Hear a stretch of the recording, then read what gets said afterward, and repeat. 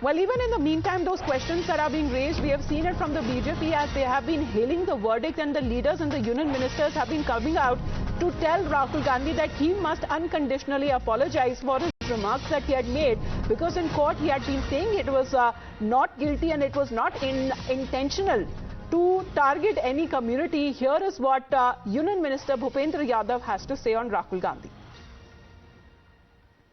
We're now being joined by Union Minister and Senior BJP Leader Bhupendra Yadav. Sir, Surat court से फैसला आया, राहुल गांधी को convict किया गया, जो उन्होंने खासतौर पे एक सरनेम को लेकर जो कुछ भी कहा था। कांग्रेस उसके बाद से बीजेपी पे हमलावर हो रही है, कह रही है कि बीजेपी की कॉन्स्पिरेसी है, और कल हमने देखा कि किस प्रकार से कई जगह प्रोटेस्ट किया और बीजेपी पे हमलावर हो रही है। क्या कहेंगे सर?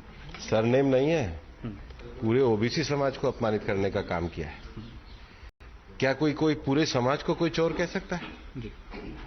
और फिर इनकी हिम्मत देखिए, अभी तक तो केवल एक समाज को अपमानित कर रहे थे, अब लंदन में जाके पूरे भारत के लोकतंत्र को अपमानित कर रहे हैं, पूरी भारत की संसदीय प्रक्रिया को अपमानित कर रहे हैं और संसद को चलने नहीं दे रहे हैं। तो ये, और फिर उससे भी बड़ी हिम्मत देखिए, देश के न्यायालय का अपमान कर रहे हैं, न्यायिक निर्णय के विरुद्ध कह रहे हैं, खुद न्यायाधीश के ऊपर टिप्पणी कर रहे हैं कांग्रेस के नेता। तो कांग्रेस तो ये सामाजिक सद्भाव को तोड़ करके भारत तोड़ो करने जा रही है। ये तो कांग्रेस जिस नीति पे चल रही है तो लोकतंत्र के लिए खतरनाक है। आप किसी को भी गाली दो, किसी भी समाज को गाली दो, किसी भी छोटे समाज को गाली दो, न्यायिक निर्णय आए तो आप उसको न्यायिक निर्णय पे प्रश्न चिन्ह करो। ये तो कांग्रेस को अपनी अंतरात्मा में समझना होगा, उनको समझना होगा कि उनके नेता क्यों भारत के छोटे समाज से लेकर भारत के लोकतंत्र का अपमान कर रहे हैं और न्यायिक निर्णय का सम्मान क्यों नहीं कर रहे हैं।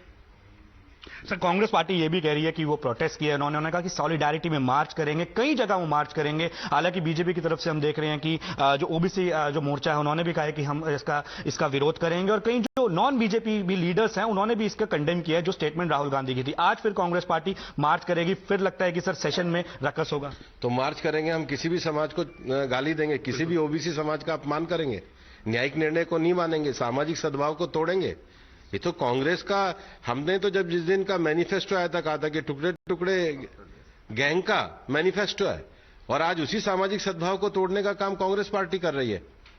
न्यायिक निर्णय को नहीं मानना, संसद को नहीं मानना, विदेश में जाके अपमान करना। 4 साल से चल रहे निर्णय पे अगर कोई निर्णय आए तो उसके ऊपर सॉलिडेरिटी मार्च होता है, कभी न्यायिक निर्णय का पालन किया जाता है। ये इस देश का कानून चलता है। सर, एक आखिरी सवाल, राज्यसभा के जो चेयरमैन उन्होंने भी मीटिंग्स बुलाई, उन्होंने कहा कि सदन चलने को लेकर 3 बार मीटिंग हो चुकी है सर, लेकिन अभी कुछ हो नहीं पाया, उसके लिए रकस फिर भी चल रहा है। आज क्या लगता है, और पूरा सेशन सर एक तरह से वॉश आउट की तरफ जा रहा है, सरकार बजट क्योंकि सरकार पूरी तरीके से सदन चला रही है जी, और सरकार का जो सदन चलाने का मंशा है उस पर विपक्षी अड़ंगा अड़ा रहा है। Speaking on several issues, lashing out at Rahul Gandhi and seeking his unconditional apology. Most of the reactions, those are coming in from the BJP side, including union ministers. We'll be back after a short break.